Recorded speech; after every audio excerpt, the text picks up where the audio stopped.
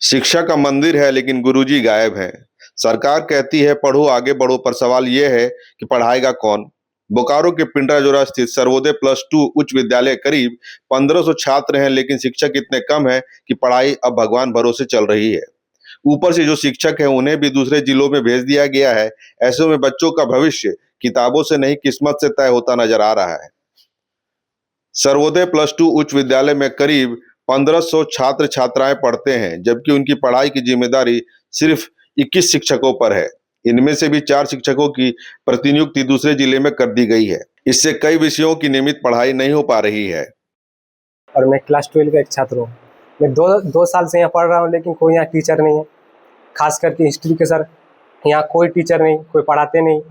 और अपने अपने जो टीचर है वो खुद अपना अपना सिलेबस ख़त्म करते हैं, लेकिन दूसरा कोई टीचर नहीं। 2 साल से कुछ पढ़ाई हुआ नहीं, तो बाकी जो चैप्टर है सब सारा कुछ अपने करने पड़ता है। कुछ होता ही नहीं तो क्या करें। तुम आर्ट्स की स्टूडेंट हो? जी आर्ट्स का।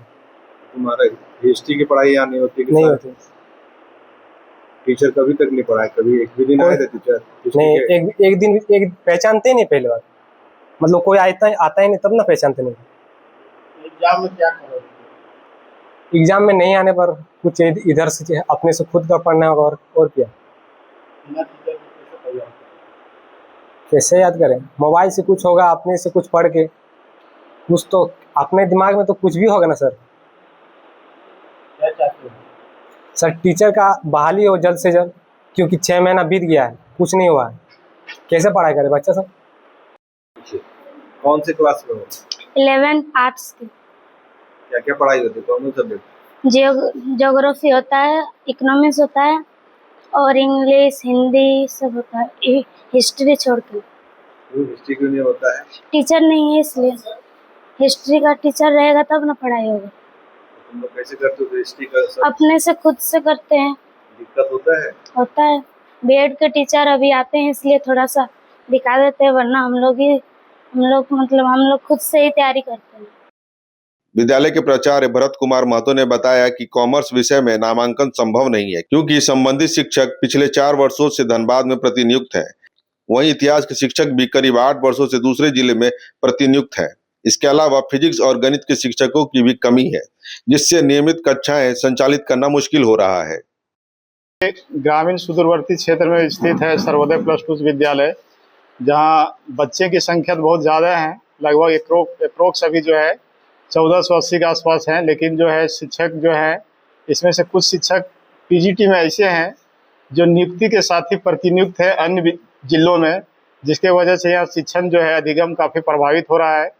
विशेष करके जो एक इतिहास की शिक्षिका है, नियुक्ति के समय के बाद तुरंत वो प्रतिनियुक्त है अन्यत्र दूसरे जिलों में, जिसके वजह से यहाँ पर जो है बच्चों में इतिहास की पढ़ाई बिल्कुल न के बराबर हो रहा है।